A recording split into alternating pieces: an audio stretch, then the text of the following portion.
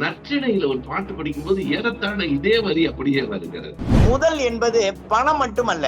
வள்ளுவர் காலத்தை முந்தி பல சொற்களை சொல்லிட்டார். ஒரு அறிவுரை சொல்றாரு. சென்ற வாரம் நம்முடைய உரையாடலுக்கு வந்திருக்கிற ஒரு பின்னூட்டத்தில் ஒரு நண்பர் எழுதியிருக்கிறார். மருத்துவத்துறையில் பல செய்திகள் திருக்குறளில் அன்றைக்கே சொல்லப்பட்டது. எல்லார் மீதும் கருணை உடையவர். நல்ல கருத்துக்களை குறள் மட்டும்தான் சொல்லி இருக்கிறதுன்னு சொல்ல முடியாது. ஒரே ஒரு அவையார் அல்ல, புறநானூற்றிலும் அவையார் இருக்கிறார், தனிப்பாடலையும் அவையார் இருக்கிறார். நண்பர்கள் கொடுக்கிற போது நஞ்சாக இருந்தால் கூட எடுத்துக்கொள்வோம்.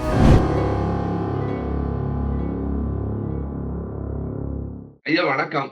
ஐயா வணக்கம். ஐயா வணக்கம். நலமா இருக்கீங்களா ஐயா? நல்லா இருக்கிறேன் ஐயா, சென்ற வாரம் நீங்க பேசும்போது ஒரு கருத்து சொன்னீங்க. அதாவது முதல் இல்லாருக்கு ஊதியம் இல்லைன்னு வள்ளுவர் சொல்லியிருக்காரு. அந்த காலத்துல ஏது முதல் ஏது? சும்மா பண்டம் மாற்று முறைகள் தான் இருந்தது. முதல்னு ஐயா சொல்லியிருக்காங்களே, அது எதை நினைச்சு சொல்லியிருப்பாங்க அப்படின்னு நீங்க ஒரு ஐயப்பாடு வெளிப்படுத்தினீங்க. நான் அந்த பகுதியிலேயே பதில் சொல்ல முற்பட்ட நமக்கு நேரம் போதல. அதனால இந்த பகுதியில நான் உங்களுக்கு அதை சொல்ல விரும்புறேன். அதாவது முதல் என்பது பணம் மட்டுமல்ல, முதலீடு மட்டுமல்ல. அந்த காலத்தில் முதல் என்பது தானியங்களை விதைச்சு அறுக்குறாங்க இல்லையா? அப்ப அந்த முதல் நெல்லுன்னு இப்ப கூட தஞ்சை மாவட்டத்துல நெல் எடுத்து வச்சுட்டியான்னு கேட்பாங்க. நெல் அப்படின்னு வழக்கு சொல்ல கேட்பாங்க. முதல் நெல், விதை நெல். அந்த இவன் ஒரு களம் அறுக்குறான்னா ஒரு மரக்கா அந்த விதை நெல்லை எடுத்து வச்சாதான் அடுத்த விதைப்புக்கு அது பயன்படும். அப்ப அதுவும் முதல் தான். அந்த முதல் இருந்தால்தான் முதல் எல்லாருக்கும் ஊதியம் இல்லைங்கிறார். அப்ப இந்த ஒரு மரக்கா நெல்லு அவன் எடுத்து வைக்கலன்னா ஊதியம் எப்படி கிடைக்கும் இல்லையா? அப்ப வள்ளுவர் நினைச்சு சொன்ன முதலீடு இதுதான். இந்த முதலீடு பணப்புழக்கம் இருந்திருக்க வாய்ப்பு இல்லை.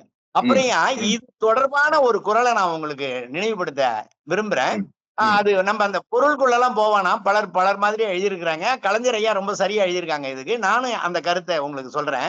சொல்றாருங்கய்யா, வள்ளுவர் சொல்றாருயா, வித்தும் இடல் வேண்டும் கொல்லோ விருந்து ஓம்பி மிச்சில் மிசைவான் புலம் அப்படின்னு ஒரு குறள் இருக்குதுங்கய்யா. அந்த குறள்ல வள்ளுவர் சொல்ல வர்ற கருத்து என்னன்னு கேட்டா, இவன் வர்ற விருந்தினரை எல்லாம் ரொம்ப உபசரிக்கிறான், சாப்பாடாக்கி போடுறான், அதை பண்றான், இதை பண்றான். இவனுக்கு அப்படியே அந்த இன்பம், அதுல ஒரு இன்பத்தை காண்றான். அப்ப இவன் இப்படியே பண்ணிட்டே இருக்கும்போது வள்ளுவர் என்ன நினைக்கிறாரு, இந்த புள்ள இவ்வளவு ஆர்வமா இருக்கிறானே, இந்த விதை நெல்ல எடுத்து வச்சானா, அதையும் மறந்துட்டானா, அதையும் சமைச்சு போட்டானா, அதை எடுத்து வைக்கணும்னு அதாவது அவனை உயர்த்தி சொல்லி ஒரு அறிவுரையை சொல்றாரு. தம்பி நீ எல்லாம் பண்ணு, 11 மரக்காலை கூட நீ ஆக்கி போடு, இந்த 12வது மரக்காலை மிச்சம் வச்சுக்கடா, அப்பதான் அடுத்து விதைக்க முடியும் அப்படின்னு சொல்றாரு. அதான் வித்தும் இடல் வேண்டும் கொல்லோ, விதை நெல்லை எடுத்து வைக்க வேண்டும் என்ற எண்ணம் இவனுக்கு இருக்கிறதா மறந்து விட்டானா?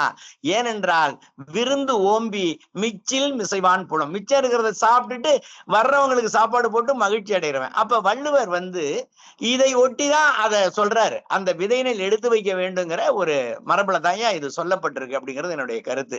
நீங்க கேட்டீங்க அந்த கேபிட்டல், அந்த முதல் அப்பெல்லாம் கிடையாது அப்படின்னு நீங்க கேட்டதுக்காக இந்த விளக்கத்தை உங்களுக்கு நான் சொல்றேன். அது சரியா இருக்கா ஐயா? நன்றி. சரிதான். அதாவது நான் ஏன் முதல்னா அந்த கேபிட்டல் அப்படின்னு நினைக்கிறேன் அப்படின்னா, எனக்கு கிராமம் தெரியாது, விவசாயம் தெரியாது. இந்த முதல் நெல் பற்றிய செய்தி எனக்கு தெரியாது. நீங்க அதை சரியா சொன்னீங்க. ஒரு கிராமத்துல இருந்து எழுதணும்யா. ஆமா, இப்ப எனக்கு புரியுது. இப்ப சம்பளம்ங்கிற சொல் கூட அப்படித்தான் வந்ததும்பாங்க. அளம் என்றால் தானியம். அப்பெல்லாம் அந்த தானியத்தை தான் கொடுத்தாங்க ஊதியமாக. முதலிலாருக்கு ஊதியம் இல்லை என்பதற்கு இப்ப எனக்கு நேரடியாக பொருள் புரிகிறது. அது மட்டும் இல்ல, நீங்களும் கவனிச்சிருப்பீங்க. சென்ற வாரம் நம்முடைய உரையாடலுக்கு வந்திருக்கிற ஒரு பின்னூட்டத்தில் ஒரு நண்பர் எழுதியிருக்கிறார். என்ன எழுதியிருக்காருன்னா, நீங்க முதல்னா பணம்னு ஏன் நினைக்கிறீங்க? உழைப்பு முதல் இல்லையான்னு கேட்கிறாரு. உழைப்பு முதலீடு இல்லையா? எனவே முதலில்லாருக்கு ஊதியம் இல்லை என்றால் அது பணத்தை மட்டுமே குறிக்கும் என்றல்ல, அது உழைப்பையும் குறிக்கும். உழைக்காதவனுக்கு என்னடா வரவு வரும் என்று கேட்கிறார். அந்த பொருளும் சரியாக இருக்கிறது. நீங்க சொன்னது ரொம்ப இயல்பாக வள்ளுவர் காலத்தில், ஒரு வேளாண் காலத்தில் வாழ்ந்த வள்ளுவருக்கான விஷயமாட்டது. நான் இப்படி நினைக்கிறேன். ஏன் நான் முதல்ல கேபிட்டல்னு நினைச்சேன்? அதுக்கு ஒரு காரணம் உண்டு. வள்ளுவர் காலத்தை முந்தி பல சொற்களை சொல்லிட்டார். இன்றைக்கு புழங்குகிற சொற்களை அன்றைக்கே அவர் சொல்லி இருப்பதனால இந்த கேபிட்டலையும் அப்பவே சொல்லியிருப்பாரோ அப்படின்னு நான் நினைச்சேன். நீங்க பாருங்க, மருத்துவத்துறையில் பல செய்திகள் திருக்குறளில் அன்றைக்கே சொல்லப்பட்டிருக்கு. எனக்கு ரொம்ப நாம் எல்லோரும் அடிக்கடி சொல்லுகிற குறள் தான், நோய் நாடி நோய் முதல் நாடி அது தணிக்கும் வாய் நாடி வாய்ப்பச் செயல். இதுல அப்படியே இந்த மருத்துவ அறிவு இருக்கிறது. நோய் நாடி அத இன்னைக்கு மருத்துவர்கள் ஹிஸ்டரி டேக்கிங்ன்னு சொல்லுவாங்க. என்ன நடந்தது போய் உட்கார்ந்தவுடனே என்ன பண்ணுது? நம்ம சொல்ல சொல்ல குறிச்சுக்குவாங்க. நோய் நாடி. பிறகு ஆமா. நோய் முதல் நாடி. டயக்னோஸ் பண்றதுன்னு சொல்றோம் பாருங்க. அது. அப்படி பல செய்திகளை சொல்லியிருக்கிறார். இன்னொன்றையும் நான் பார்க்கிறேன். இந்த மேத்தமேட்டிக்ஸ் என்று சொல்லுகிற கணக்கியல் அறிவு குறள்ல அந்த எண்கள்லாம் அப்பவே அவர்கிட்ட வருது. ம், ஒன்றெய்தி நூறிழக்கும் அப்படிம்பாரு. 1 100 அவிசொரிந்து 1000 வேட்டலின் 1 ம். 100 1000 மட்டுமல்ல ஆமா, ஆமா. கோடிங்கிறார். இந்த கோடி. உப்பகையில வருகிற போது இது 70 கோடி உருங்கிறார். 1 கோடி 2 கோடி இல்லடா 70 கோடிங்கிறார். ஆமா. பெரிய அதையும் எண்ணிக்கை. தாண்டி ஆ அதையும் தாண்டி இன்னொரு இடத்தில் அடுக்கிய கோடின்னு ஒரு சொல் இருக்கு. ஆமா, அடுக்கிய ஆமா. கோடிங்கிறார். எனவே இப்படி பல சொற்களை அவர் காலத்துக்கு முந்தி சொல்லியிருக்கிறார். ஒன்றே ஒன்றை சொல்லிடுறேன். எனக்கு ரொம்ப சொல்லுங்க. வியப்பு தருகிற ஒரு சொல் என்னவென்றால், ஆ.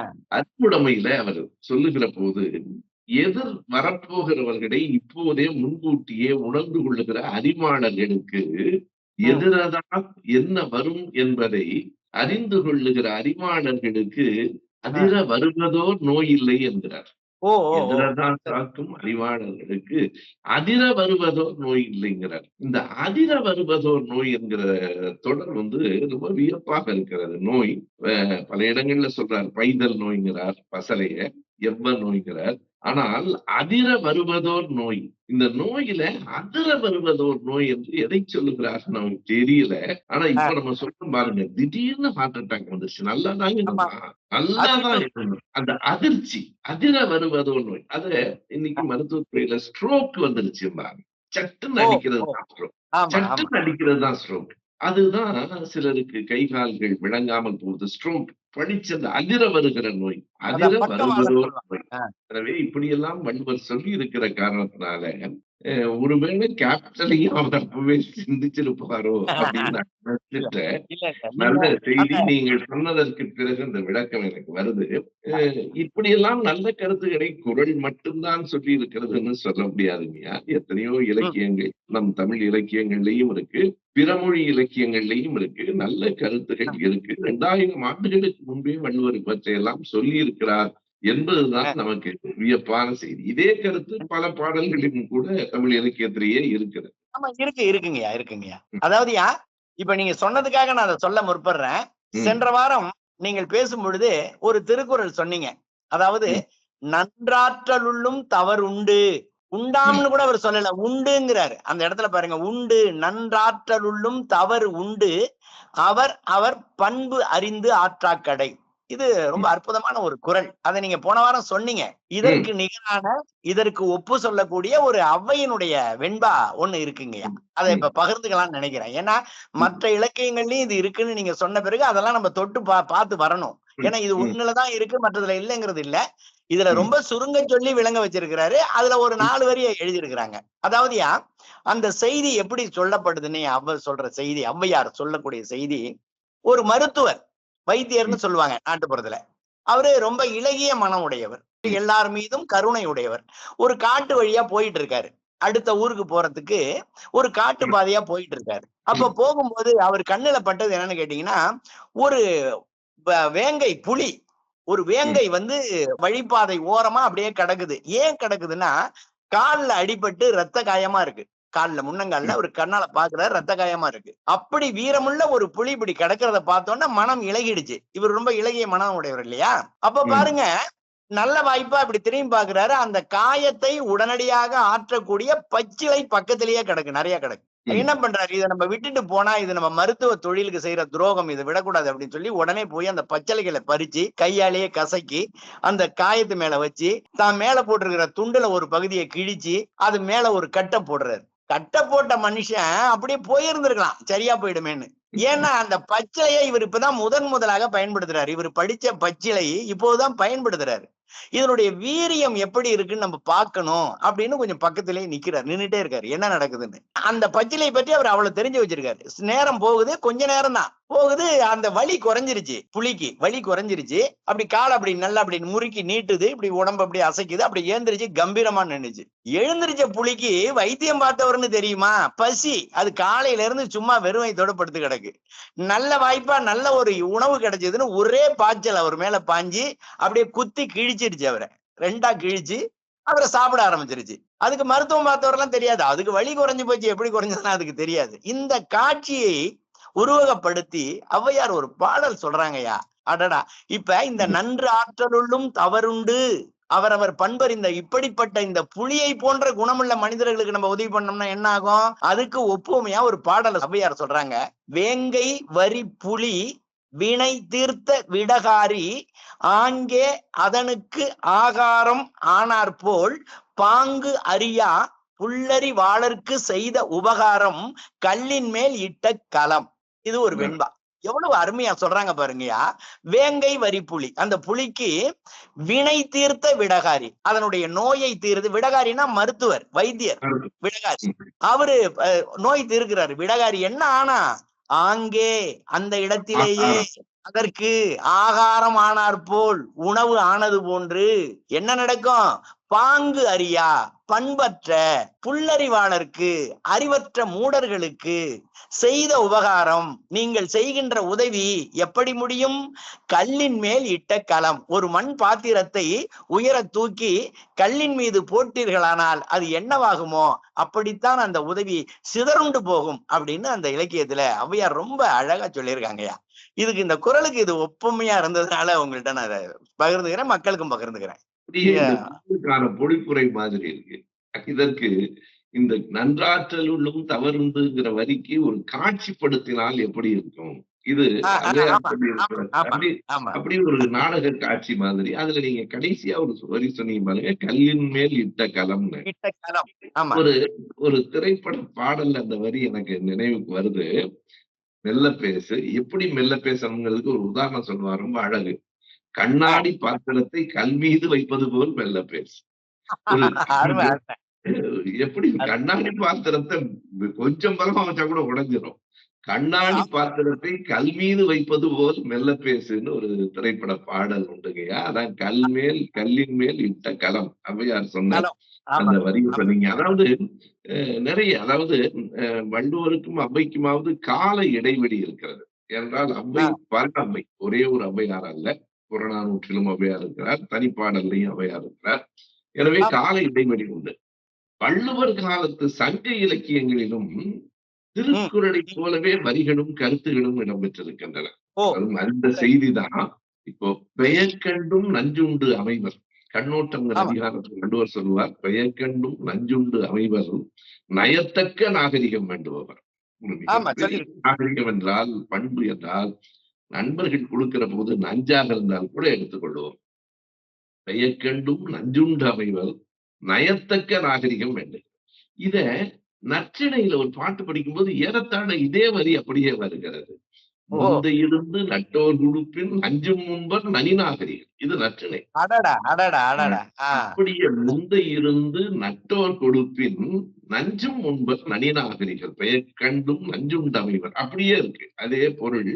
சமகாலத்து இலக்கியம் இந்த நற்றிணை பாட்டை எழுதினவர் அவர் பெயரை குறித்து வைக்காம போயிட்டார். இப்பெல்லாம் நம்ம ஏதாவது எழுதணும்னா முதல்ல பெயர் எழுதிட்டு தான் மத்தது கவிதை எழுதுவோம்.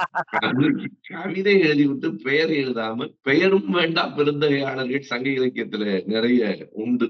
அதே மாதிரி இன்னொரு வரியை நான் பார்க்கிறேன். நான் எல்லோருக்கும் மிக நன்றாக தெரிந்த குறள், ஈன்ற பொழுதில் பெரிதுவக்கும் தன்மகனை சான்றோன் என கேட்ட தாய். எல்லாருக்கும் தெரிந்த குறள்.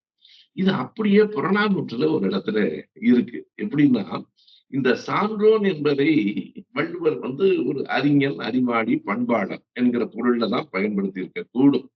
ஆனால் பதிற்றுப்பத்திலும் புறநானூற்றிலும் சான்றோன் என்கிற சொல் வீரனை குறிக்கிற சொல்லாக வருது. பதிற்றுப்பத்திலையும் வருது, சான்றோன் என்று வீரனை குறிக்கும்.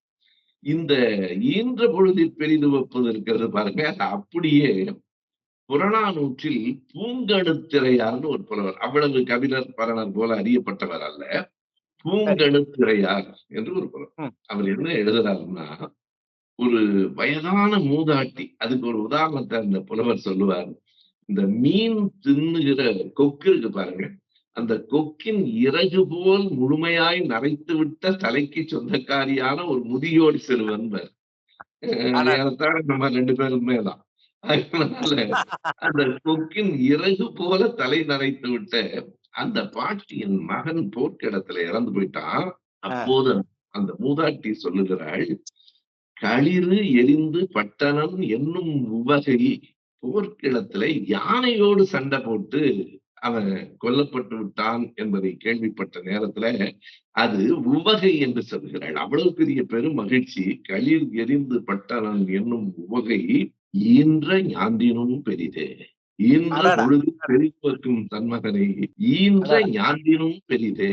எது தன் மகன் அதாவது ஒரு வீர யுகம், ஒரு ஹீரோயிக் ஏஜ் அப்படிதான் இருந்திருக்கும். வீரத்தை போற்றிய ஒரு சமூகம் இருக்கிறது.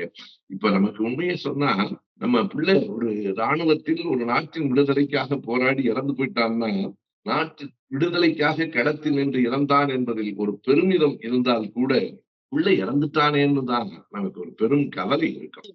ஆனால் தாண்டி சொல்லுகிறாள், களிறு எரிந்து பட்டணம் படுதல் என்றால் இறந்து போவது. நமக்கு யானை மோதி இறந்து போயிட்டான். களிறு எரிந்து ஒரு யானையை கொண்டுட்டு அவனும் களிறு எரிதல் என்றால் யானையை கொல்லுதல் தான். யானையை கொண்டு விட்டு என் மகனும் இறந்து விட்டான். களிறு எரிந்து பட்டணம் என்னும் உவகை ஈன்ற ஞான்றினும் பெரிதே. நான் அவனை பெற்றெடுத்த போது எனக்கு கிடைத்த மகிழ்ச்சியை விட இந்த மகிழ்ச்சி பெரிது என்று சொல்கிறாள். ஈன்ற பொழுது பெரிதுவக்கும் தன் மகனை என்று அப்படியே திருக்குறள் வரியினுடைய அந்த சொற்கள் கூட புறநானூற்றில் அப்படியே ஈன்ற ஞான்றினும் பெரிதே என்று வருது. இப்படி தமிழ் இலக்கியங்களில் மட்டுமல்ல, பல நல்ல செய்திகள் உலகம் முழுவதும் பல இலக்கியங்களிலும் இருக்கிறது. நாம் பேசுவோம் அடுத்தடுத்த உரையாடல்களில். அவை குறித்தும் நாம் பேசலாம். ரொம்ப நன்றி ஐயா. ரொம்ப நன்றி, மகிழ்ச்சி. நன்றி ஐயா. வணக்கம். வணக்கம் ஐயா. வணக்கம். ஆரியத்தால் வீழ்த்தப்பட்ட நாம் திராவிடத்தால் எப்படி எழுந்தோம் என்பதை எடுத்துச் சொல்லும் நூல் திராவிடம் அறிவோம். ஆசிரியர் வெற்றி செல்வன். விலை ₹70 மட்டும். புத்தகம் வாங்க திரையில் தெரியும் தொலைபேசி எண்களுக்கு தொடர்பு கொள்ளுங்கள். மேலும் கருஞ்சட்டை பதிப்பகத்தின் இணையதளத்துக்கு வாருங்கள்.